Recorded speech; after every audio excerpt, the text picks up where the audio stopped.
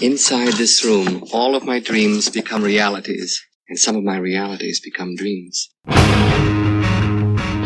in the wide, wide world of sports is going on here? Alive! It's alive! It's alive! You are listening to The Wilder Ride, getting wilder by the minute. Here are your hosts, Alan Sanders and Walt Murray. Hey everyone, welcome back to The Wilder Ride, where we are getting wilder by the minute, a podcast that celebrates the films of Gene Wilder 1 minute at a time. And we're in the midst of season 2, celebrating the film Blazing Saddles. And today we are celebrating minute number 32, one White GodFearing people minute at a time. I'm your host, I'm Alan Sanders. I am your co-host, Walt Murray.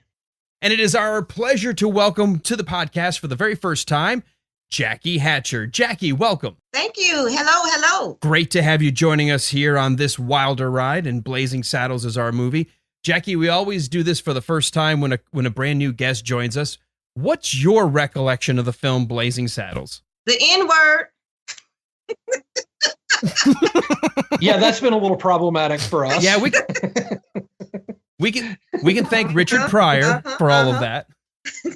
Beyond that, though, did you see this as a younger person? Did you find out about the movie later in college? Did you watch it later as an adult? When did you first get introduced to Blazing Saddles? I was in my early 20s when I first recall seeing it. And at the time, I guess it was not that serious, the word, not like it is now. I'm 52. So back then, you just brush it off. And I'm originally from Alabama. So, you kind of get used to hearing that word a lot. And it's just like going one ear and out the other. You just keep on going. But that now, when I saw it this time, it's just that word just resonates with me. Like, why would we do that in this movie? But it is an outcome, a good outcome at the end of the movie. So. Yeah, I think what we're trying to do here, and Walt, I'll let you jump in too, we realize that in our current climate, and we realize that there are a lot of things that in our past that are bad. There's also a lot of phrases and words that shouldn't be used. Mm-hmm. But on the flip side, sometimes when you're trying to maybe illustrate a point or try to show how stupid racism is, you almost have to go over the top to show racism so you can make fun of or mock racism. Exactly. Yeah, and this movie, too, it is a product of its time. It was filmed and produced in 73, released in 74.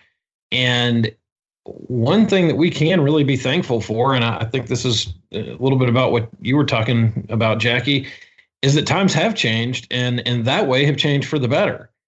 And when you hear somebody use that word now, you might as well just hang a sign around your neck that says moron, because, nobody uses that word anymore. And if they do, they are really out of touch. We shouldn't say no one. Nobody with any sense uses that word anymore. Right. I mean, it's still used in the rap culture. It's still used when I get mad.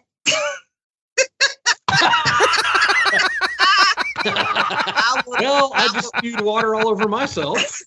Well, so much for that. I blurt it out and I go, oh, damn it.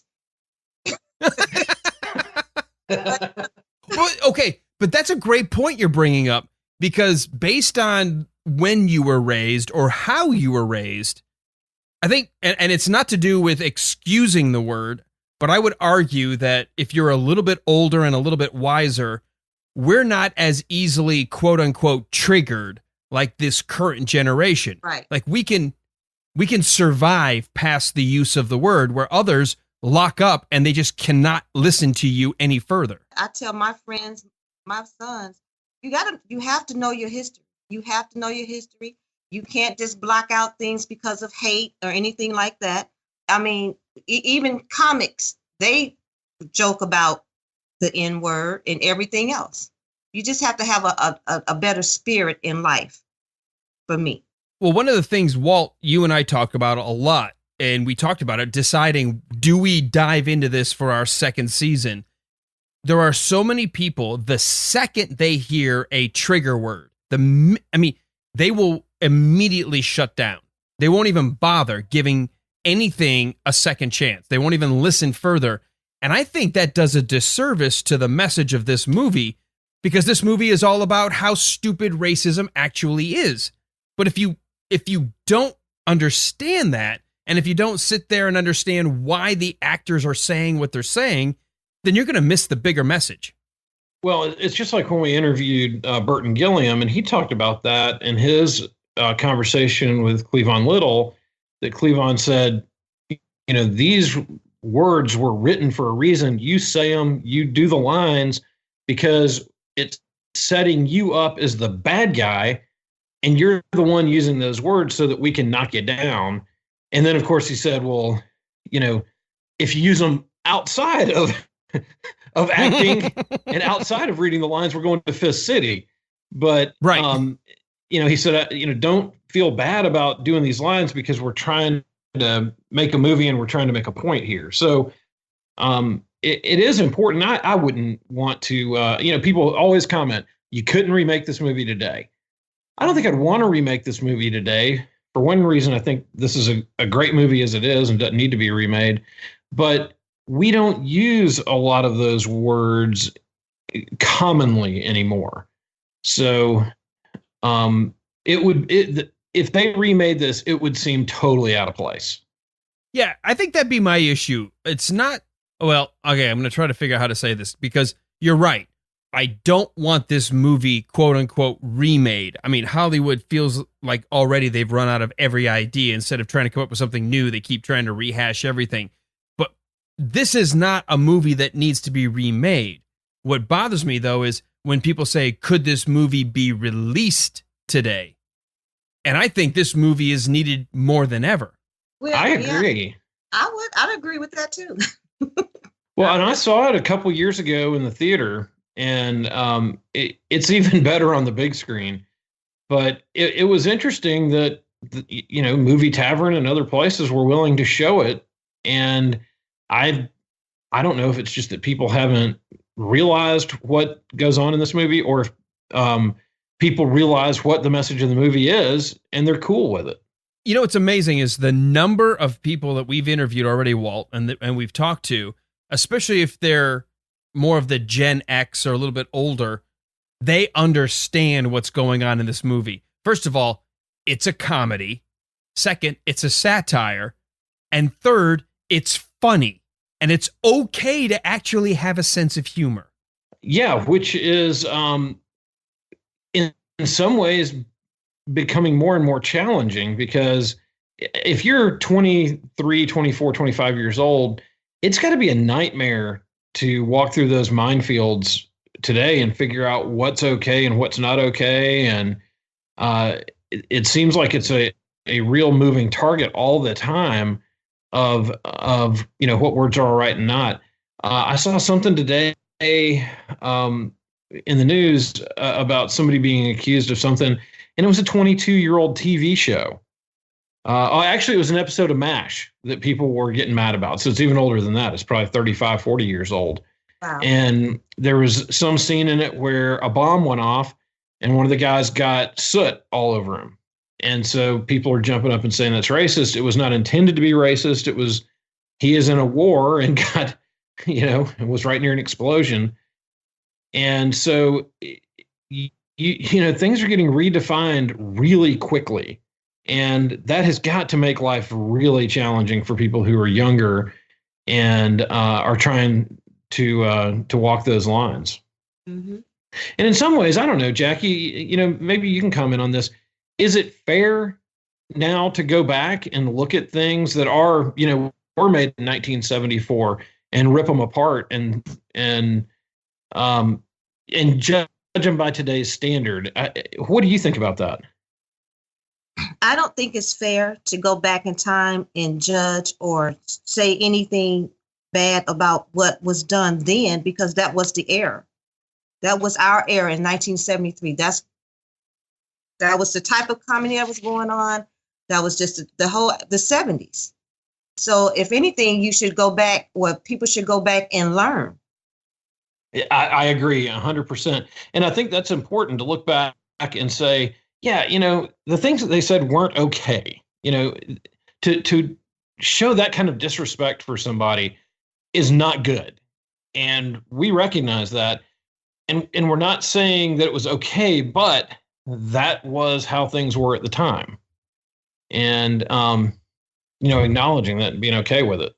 I think on top of that, though, what we're saying is this movie needed to reflect the stupidity of those who believed what they believed, so the rest of the audience could go, yeah, God, I don't want to be sided with those guys. I don't want to be with Hedley Lamar. I don't want to be with Taggart. I don't want to be sided with Lyle. I like Sheriff Bart. And I think when I grew up watching this movie, I think I told you this before, Walt. I mean, I loved Sheriff Bart and the Waco Kid. I saw this movie when I was really young. It was on TV when I first saw it. And I wanted to be the Waco Kid, and I wanted to go on adventures with Sheriff Bart, and I wanted to get the bad guys. And in my mind, I didn't see black or white. I saw Sheriff Bart was the sheriff. I wanted to be the Waco Kid because I loved the idea of being this super fast gunslinger, and we could go get rid of the bad guys. And I don't know that the modern generation would act that way. I agree. I agree 100%. I just fell in love with the Waco Kid. I didn't care what he said. Yeah. Nothing wrong with that. Yeah.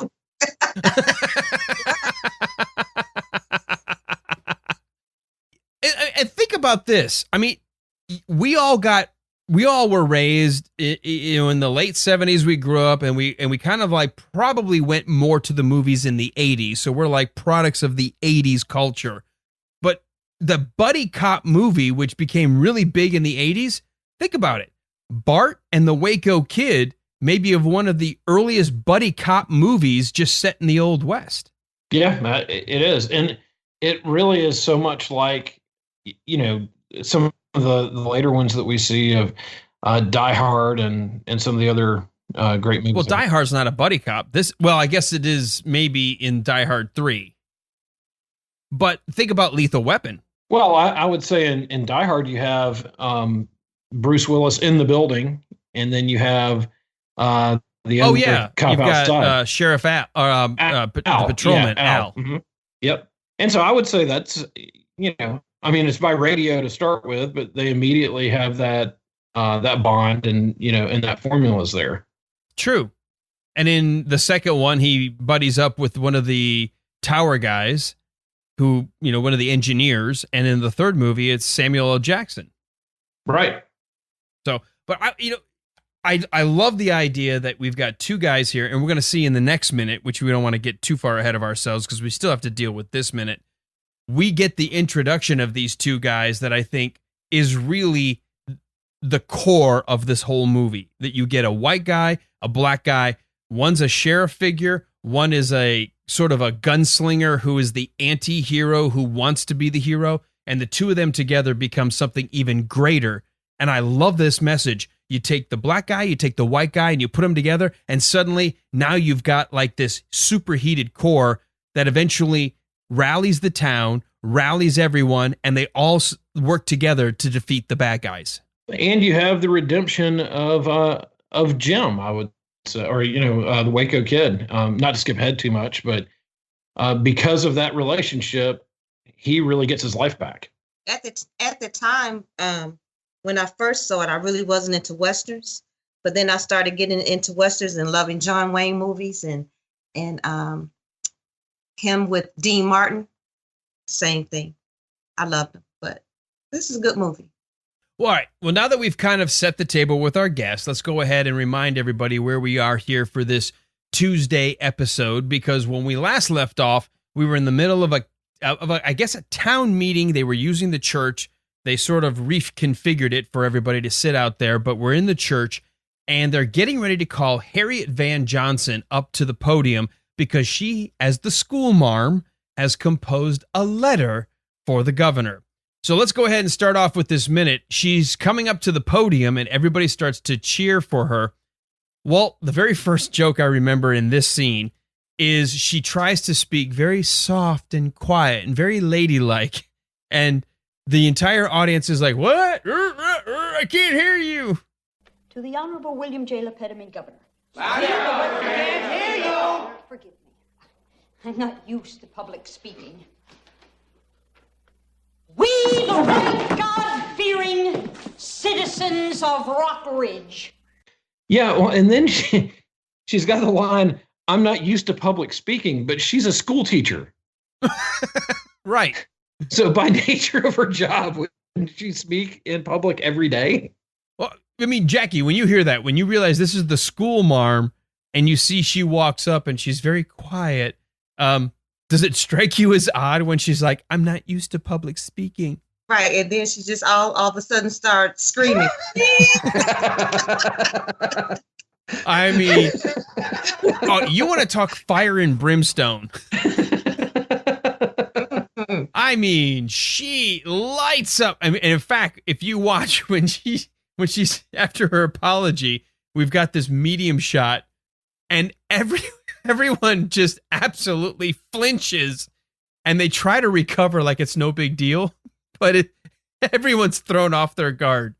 Well, and I love the overacting. I mean, you got one guy whose hat goes flying. People almost fall out of their chairs. I love that. I especially love the town drunk. Yeah. Was he the town drunk? Because it just puzzled me when he first saw, when they was, I'm pretty sure you guys covered it, but at the beginning when the sheriff was coming and he was on the roof saying, it's a comment. Right. and now he's sitting on the podium with the lady. Okay, so that's kind of my other question about this. You know, Gabby, he had that crazy speech at the beginning. Then he was the guy on the roof. And then he's sitting up there with like the town elders. What is he doing? And he's taking a swig out of the whiskey bottle. What is his job? Yeah, well, don't forget. I mean, Olson Johnson borrowed his flask before he told Howard Johnson to blow it out his ass last minute. So. Oh, that's right. That's right. So yeah, that flask is being passed around among the town elders, right in church. Well, and from some of the town meetings that I've heard, I can't blame them a bit. There's a G.G. Johnson listed and a G.S. Johnson listed. So I guess Gabby is one of those two on the town council. Oh, he's obviously part of one of the senior members of the council because he's up there in the front of the congregation here. Yeah. Because you've got Van Johnson. He's the guy that loses his hat. Howard Johnson, who does his absolute best to act like, oh, no big deal. As soon as she shouts, I'm just going to pretend like that's no big. Cross my leg and put my hand on my cheek on my hand. Olson Johnson's on the other side. Then you got Gabby and you've got Samuel Johnson. So that must be the town elders, because she was actually seated, if you remember, up there between Van Johnson and Howard Johnson. So I guess they have 5 guys, and then the white woman here makes up the senior council.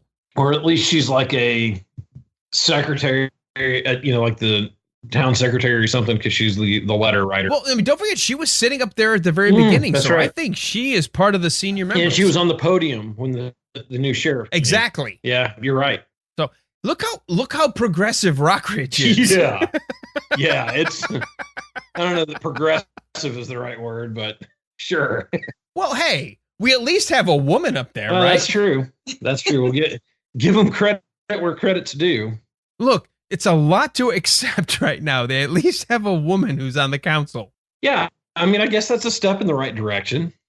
Hey, Jackie, I think this shows that they are capable later in the movie of maybe accepting differences if they're already here in 1874, allowing the school marm to serve as part of the senior council. Right. Ladies had the right. But I don't quite remember. Was he the only black in the movie? No, there were other guys that worked on the railroad, and yeah, that is just the railroad. I guess that's it. The other railroad workers who later on come and help rebuild. Wait a minute, we're doing this 1 minute at a time, Walt. People don't know that. Okay. I told you I looked ahead. I'm sorry. I apologize. But no, yeah. Don't forget, though, when we talked about back in minutes 4, 5, and 6, when we first got introduced to the guys working on the railroad, there were a lot of black guys, but there was also Irish and Chinese working on the railroad. So it was definitely a diverse group of folks working on that line. It's so funny. Okay. All right. Well, did we still talk about the cows? I mean, why did the cows come? That is in my notes of what is the deal with the cows? Yeah, well, I didn't get that part. Well, and this is the second time we've seen the cows because earlier on they were wandering around the bar. So, well, these town folks really like their cattle, and maybe they built that building along the cattle path, and they didn't want to disrupt them like that. So, okay, so this minute we're gonna jump all over. Okay, that's fine. My OCD I need to put in check. We haven't gotten into her letter yet. The ADD run wild then, because I'm gonna. Yeah. I have no idea what the point of the stampeding cattle I just didn't know. through the congregation. That's it. I was like, okay. All right, before we get there, let's get to her letter, which, by the way, I think is hysterical because she just gets done saying, "I'm not used to public speaking," and then turns into the fire and brimstone preacher right there at the podium with the very first lines, "We, the white God-fearing citizens of Rock Ridge." I mean, it is fantastic. I mean, she delivers a political speech like she's getting ready to run for governor herself. Well, I kind of caught that line of the white God-fearing people of Rock Ridge. I mean, obviously we know why they used it for the movie.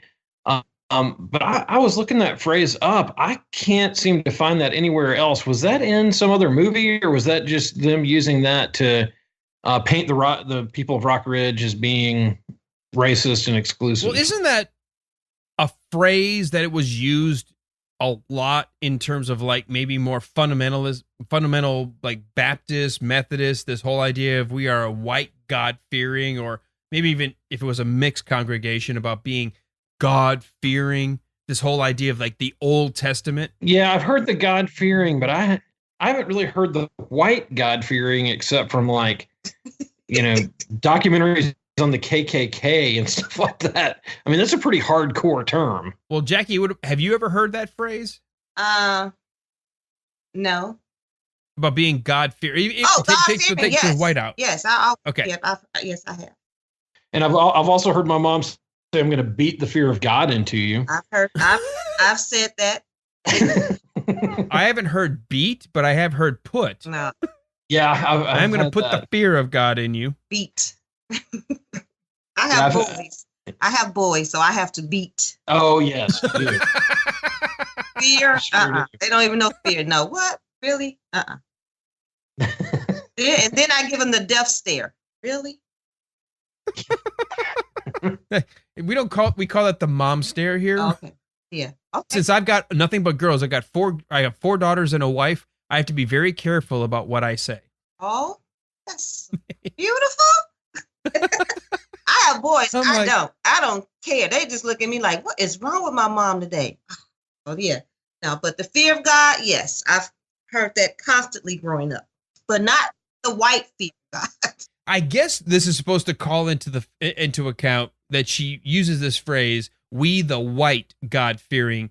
I think she's trying to call into account the fact that without saying it in the rest of her speech, that putting a black sheriff in this quote unquote all white town, like she's starting at the very beginning, "We the white God-fearing," as if somehow that's a descriptor that, hey, governor, you shouldn't have sent somebody other than white to our town. Exactly. And then didn't she call him a name after that? You are something. Oh yeah, she says this just goes to prove you are the leading apple in the state. I love that. The leading apple, not just any old apple, but you are the leading apple in the state. Of all the apples that are out there, you're in first place. And whatever state we're in, we got plenty of them, but you are it. Isn't this amazing though? In this one speech, obviously we realize this town only sees white as being the color they want. Very bigoted, very racist in their views, at least at this point in the movie. But yet, it's a wonderful condemnation about politics because she's calling the governor of their state the leading asshole in the entire state of where they are. Rock, that's it. Rock, that's exactly. Just think if our political opponents now would talk like that. Well, and that is kind of funny because, we see it's probably as rough a political world right now as we've had in our lifetime. But this kind of shows you this isn't new. You People say have that had a lot of disdain. It's amazing how things really don't change. The labels change, the faces change, but politics has always been just a bloodbath, and it's all about cutting each other down and going after each other. I just love how Mel Brooks in this movie and the writers of Blazing Saddles, everyone was going to get mocked in this movie, and I love how politics is continuously mocked as part of one of the background things. Obviously, this movie is more dealing with anti-racism, but the fact that they go after the governor and about political leaders and about the power-hungry people in government, I love as a kind of a secondary storyline. Yeah. Well, obviously, everyone here loves her speech because she gets a rounding applause, and as Jackie said, even the cattle are so happy they go charging through the back of the church. They come around. That's it. Yeah, which is, well, and we'll talk about that more later on because this isn't the last time, but there's also a scene in one of the other Mel Brooks movies, and I'm kind of drawing a blank on which one. Is it Top Secret?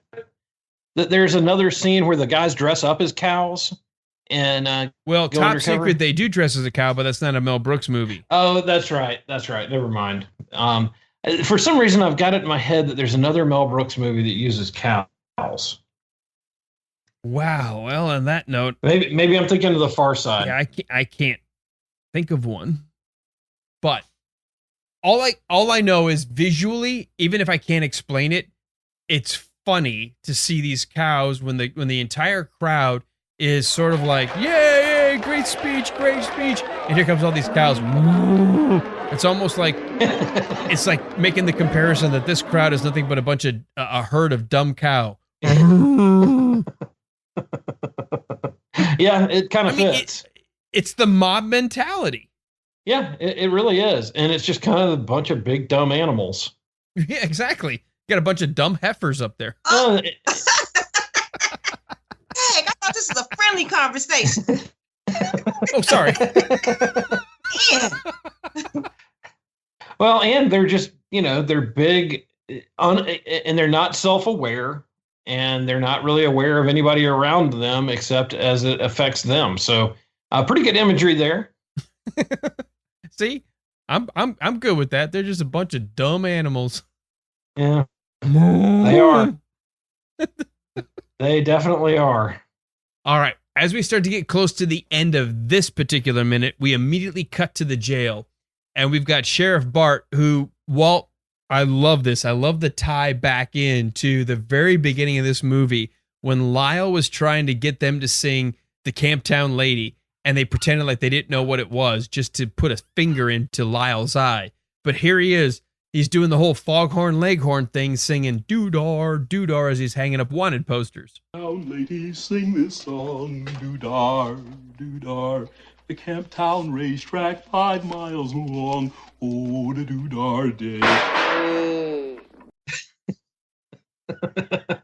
Yeah, that's great. And it's just that continual thumb in the eye right back at those guys from the beginning. And just a reminder that he got them and that he's really the one in control of these relationships. We've got Jackie here with us for the first time this minute. So, Jackie, as we cut into the prison or the jail and we see Sheriff Bart, tell us your thoughts about what it was like to see this movie and think about having a black sheriff back in 1874 Rockridge. Well, I thought it was wonderful, mainly because he's black, I'm black. 2, he's handsome, and I was too young. but still, it was just a good feeling, a black sheriff. You know, you say that about him being handsome, and the funny thing is, I look at him having been like a young white male raised in Detroit. I saw this movie and I was like, that guy's awesome. He's awesome. He's smart, he's witty, he's clever, he's funny, and I just loved him. I mean, this movie, for me, growing up, I just loved Sheriff Bart. He was a good character, but it was just the fact that then I didn't know then that he was one of the leading characters. I didn't, understand the leading characters at the time. I was just watching a movie and enjoying it because it was somebody of color in a movie that we can watch. Well, and he didn't really fit a stereotype either. It kind of flew in the face of the stereotypes in a lot of ways. So that's kind of a refreshing thing to see.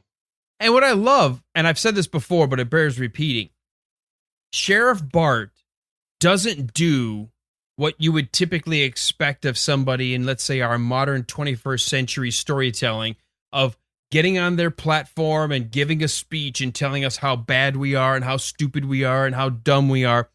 Sheriff Bart just is a good guy, and he wins everybody over, sometimes quickly, sometimes slowly, but he wins people over by just being true to himself. Yeah. Unlike Shaft.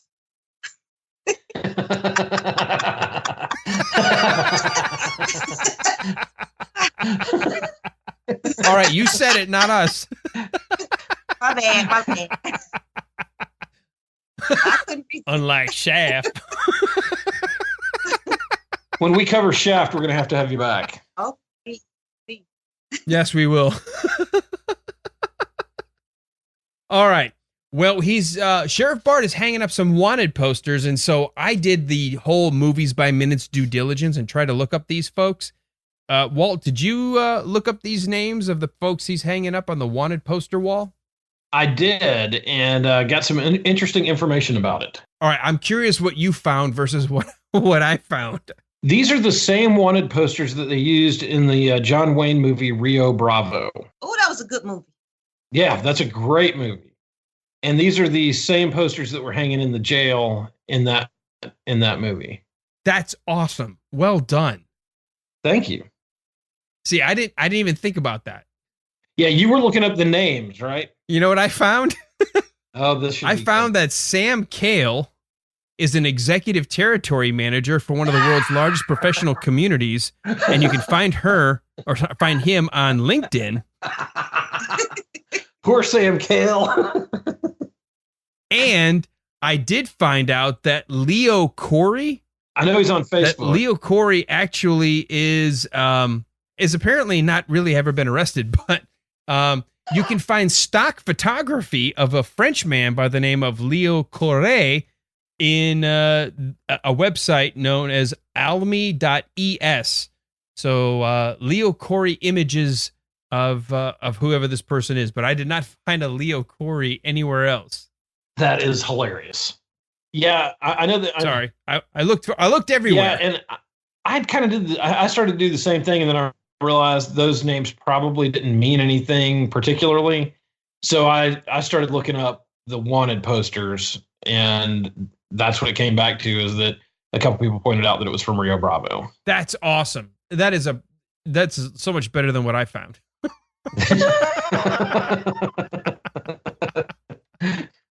Well, you've earned another week on the show. Good. Well, if I can make it one more day, I'm going to be happy. So I love him singing the song, hanging up the posters. And at the very end of this minute, he's still singing, but he's hanging up the posters, but we don't know anything else that's going to happen. We just know he's doing his job as the sheriff. He's got his badge on. He's got the star on his left chest. He's wearing his really super ultra cool duds as the sheriff of Rockridge, and just singing along like Foghorn Leghorn. And just happy as a clam. Yeah, just not a care in the world. All right. So as we wrap up this minute, because we've got Jackie joining us for a couple more minutes, because we are going to be introduced to yet another very significant character. one that, Walt, I think you and I both realize our podcast is a namesake for. Before we can get to tomorrow's episode and set the table for what's coming, Walt, anything else in your minutes that we didn't cover here for this minute 32? No, I think we've covered it. Jackie, did you have anything in your minutes for this 1 minute that we're talking about right now that we didn't cover? Nope, we're good.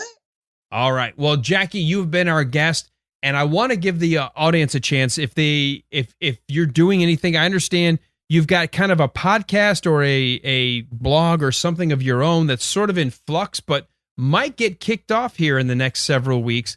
Where can people find out a little bit more about you or maybe hear your podcast? I do have an Instagram. It's Opinions in Black and White. That's probably the only place where I do have it at, because my name is Opinions in Black and White at, what is the Instagram page? I need a drink. Well, go get one. I am for this next one. Oh my goodness. It is Opinions in Black _White. Okay, Opinions in _ Wait, say that again. Opinions in Black _White. Okay, Opinions in Black _White. And you did have a podcast going for a while, but because of some issues, you kind of had to take it down. But you're looking to start that back up. And explain to us, what is the podcast Opinions in Black and White all about? Our podcast is that we get, me and my girlfriends, our moms, on Fridays. We go out. I mean, we worked hard all week, and now Fridays is Mom Day, even though we don't have babysitters. So the kids are around us, but they're safe environment. Now, I don't know what they're doing in the environment, but we're drinking and talking about how we grew up and how we're raising our kids. And of course, she's white, I'm Black. And we're just conversating on how the similarities are, what's different, what would we do better, how can we, how can the world just love us as being two drunk friends, not comparing us to Black and white. And with no judging, because we do holler and scream at the kids if they're getting too loud, So that is fantastic. You know what? And it's a perfect podcast. It almost, in some ways, goes along with what Walt and I are trying to do with bringing Blazing Saddles to our season 2 of the Wilder Ride. And that's saying, you know what? We get so caught up in the weeds over stupidity. Right. We got to remember there's so much more that joins us together rather than what divides us. Exactly. Walt, where can people learn a little bit more about us? The best place to learn about us is to go to facebook.com/The Wilder Ride. Follow us there, and then hit the button to join our listeners group, which I've just invited Jackie to. And from there, you'll find all kinds of discussion and talk. And there's just a ton of things related to Gene Wilder, related to the movies that we're working on, and related just kind of to entertainment in general. So take a few minutes and check out the group. And from there, you'll learn everything you need to know about us. I hate the phrase safe space, but I will tell you, we don't have any politics. There's nothing agitating at all allowed in the Wilder Ride listeners group. It's all about either Gene Wilder or movies or entertainment, because every now and then, even you and I, Walt, we need a break from what's going on in the outdoors or outdoors. We need a break from what's going on in the out world. I can't even talk. We just need a damn break. We need a break, God damn it. Commercial break. So I need a drink. All right, but basically, you join our listeners group. It's a closed loop, which means it doesn't show up on your feed. It doesn't show up for anybody. So if you're worried about, why are you talking about Gene Wilder? It doesn't matter. In the closed group, it's all together. It's all fellow friends of Gene Wilder and movies and people who just love entertainment. And Walt, I know I go there every single day, and I just love the conversation taking place. Oh, I do too. I check it out at least a couple times a day.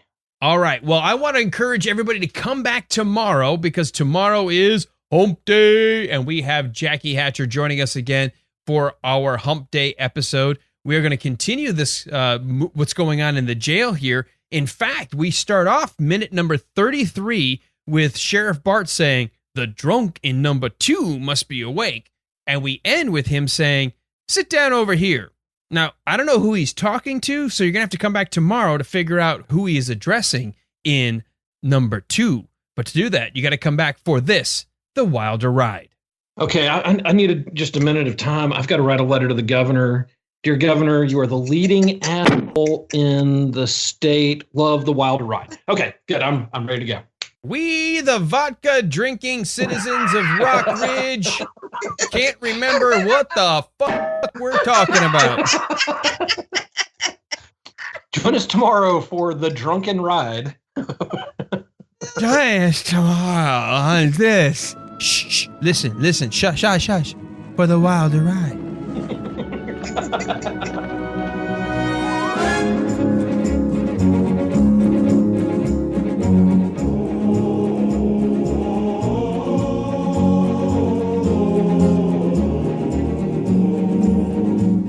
It only took 50 minutes, but what's an hour among friends? Exactly. Well, and it's funny because Alan and I were saying just a few minutes ago, we're like, every single week we have some kind of problem with technology. So this is just par for the course. I'm so glad you guys are letting me speak with you and talk to you about the movie. Well, I'm glad you decided to do it. Yes. So are you using your computer or your phone to get this to work? My computer. Okay, cool. If you can, and I don't want to stress you technology wise, I need you just a hair louder. I don't know if you're going to record yourself locally, but if you're not, I need to be able to record you here, and you're coming in very soft. So I need to turn the volume up? Oh, there you go. However you just talked louder was perfect. Okay. I got to get closer. Okay. Hey, everyone. Welcome back to... God damn it. I screwed that up. Let's try that again.